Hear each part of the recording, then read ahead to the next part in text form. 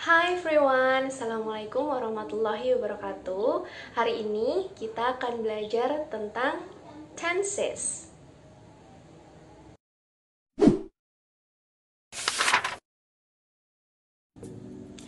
Oke, kita mulai dari pengertiannya ya, atau apa sih sebenarnya tenses itu. Nah, kita mulai atau kita berangkat dari contoh dulu. Di bahasa Indonesia misalnya kita punya kalimat aku makan sate ayam. Enak banget lah ya. Oke, lupakan tentang makanan itu. Kita ini jadiin contoh aja. Aku makan sate ayam. Nah, di bahasa Inggris, dari contoh kalimat itu kita bisa translate atau kita jadikan bahasa Inggris. Yang pertama, bisa jadi I eat sate ayam.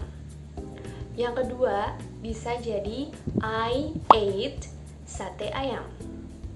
Terus yang ketiga, bisa juga I will eat sate ayam. Ada lagi yang keempat, I'm eating sate ayam. Sebenarnya masih ada beberapa lagi, tapi untuk sekarang contohnya 4 dulu ya. Nah, dari kalimat yang pertama, dari kalimat yang pertama sampai kalimat yang keempat itu bisa tahu kapan terjadinya kejadian ini dalam bahasa Inggris. Nih, contohnya yang pertama, I eat sate ayam, berarti aku suka banget nih makan sate ayam, sampai makannya berulang-ulang gitu, karena it's simple present. Kemudian yang kedua, I ate sate ayam, berarti makannya udah kemarin, di situ udah di masa lalu jangan nyanyi. Oke, lanjut. Nomor 3, I will eat sate ayam, berarti makannya itu masih nanti, karena I will, aku akan makan sate ayam gitu. Untuk yang kalimat keempat berarti lagi makan, I'm eating sate ayam gitu. Nah, untuk di bahasa Indonesia sendiri, dari kata aku makan sate ayam ini nggak tahu nih kapan, karena nggak ada keterangan waktunya gitu. Makanya kadang kita susah gitu belajar bahasa Inggris, terutama tenses ini, karena memang di konsep bahasa Indonesia itu nggak ada konsep perubahan waktu atau perbedaan waktu saat kita mengucapkan, kecuali kita beri keterangan waktunya gitu. Dalam bahasa Inggris udah terlihat jelas nih perbedaan waktunya, cuman dari perbedaan kata kerjanya, seperti itu.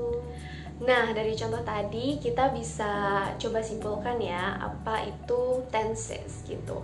Jadi, tenses itu adalah konsep dalam bahasa Inggris, karena memang di bahasa Indonesia tidak ada konsep dalam bahasa Inggris yang membedakan bentuk kata kerja berdasarkan waktu kejadiannya.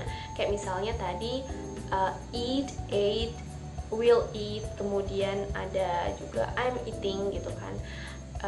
Perbedaan bentuk kata kerja itulah yang kemudian kita sebut sebagai tenses.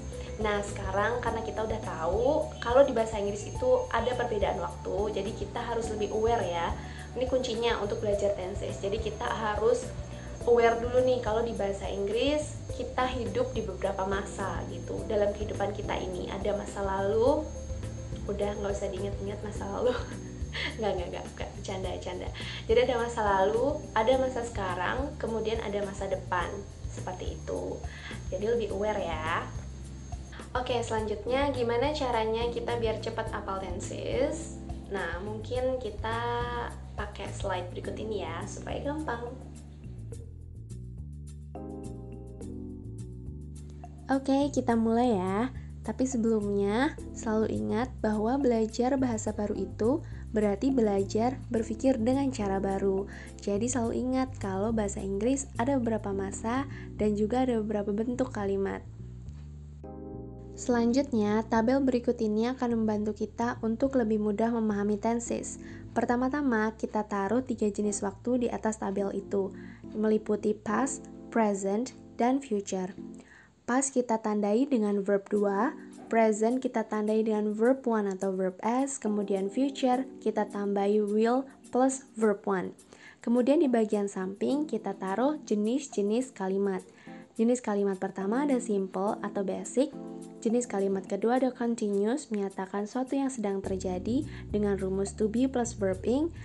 Jenis kalimat yang ketiga ada perfect, menyatakan hal yang sudah kita lakukan, ditandai dengan rumus have atau has plus verb 3.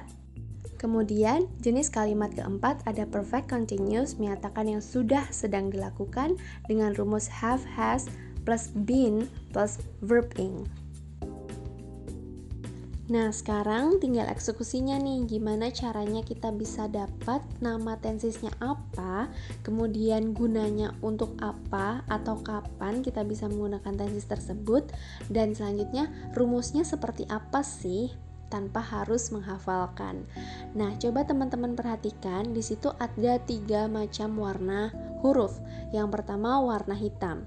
Tulisan warna hitam nantinya akan menjadi nama tenses, kemudian tulisan warna biru akan menjadi fungsi atau waktu di mana kita bisa menggunakan tenses tersebut, dan warna hijau akan menjadi rumus. Contohnya seperti ini. Pada kolom dan baris pertama ini kita punya past dan simple. Namanya jadi simple past atau past simple, dua-duanya benar kok. Nah, selanjutnya untuk kegunaannya untuk menyatakan kejadian di masa lalu dengan rumus verb 2. Nah, di sini kok nggak ada perubahan sih di rumusnya? Ya iyalah, kan masih simple, jadi nggak ada perubahan. Coba lihat yang kedua, ada simple dan present. Namanya jadi simple present untuk menyatakan kejadian di masa sekarang dengan rumus tetap ya, verb 1 dan verb s. Begitupun dengan yang simple dan future. Simple future menyatakan masa depan dengan rumus will plus verb 1. Begitupun dengan baris yang kedua, kita punya past dan continuous. Past continuous untuk menyatakan kejadian yang sedang terjadi di masa lalu dengan rumus continuous sendiri kita punya to be dan verb ing. Kemudian karena di situ waktunya past dan punya verb 2 di situ, maka verb 2-nya mempengaruhi to be gitu. Jadi to be-nya harus dalam bentuk past, yaitu was dan were. Udah deh, setelah itu untuk rumus past continuous tinggal digabung aja. Jadi was or were plus verb ing. Begitupun dengan kolom selanjutnya. Ada present continuous untuk menyatakan sesuatu yang sedang terjadi di masa sekarang dengan rumus karena waktunya present menggunakan verb 1 jadinya pakai to be, is, am, are plus verb ing. Untuk future-nya jadinya future continuous untuk menyatakan kejadian yang sedang terjadi di masa depan dengan rumus will be plus verb ing. Be di situ sudah merupakan verb 1 jadi tinggal digabung aja.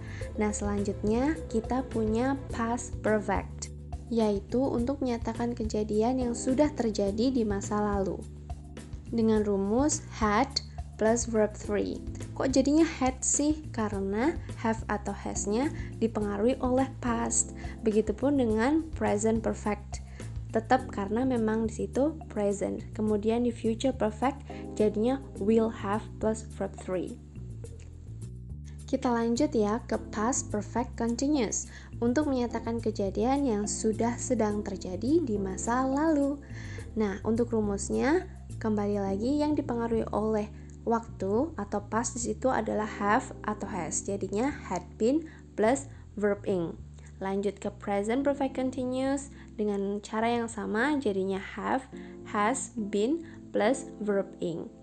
Gitu ya. Dan selanjutnya untuk yang future juga begitu. Anyway, selain 12 tenses tadi, ada juga yang bilang kalau tenses itu ada 16 karena ada penambahan past future. Past future maksudnya gimana sih? Udah past tambah future lagi ya kan. Past future maksudnya adalah kejadian udah berlalu tapi kemudian diandai-andai jikalau gitu ya, kayak bisa juga penyesalan atau juga bisa pengandaian gitu. Rumus basicnya di sini adalah would plus verb 1. Nah, untuk rumus turunannya bisa tuh dikombin sama struktur atau bentuk kalimatnya kayak tadi.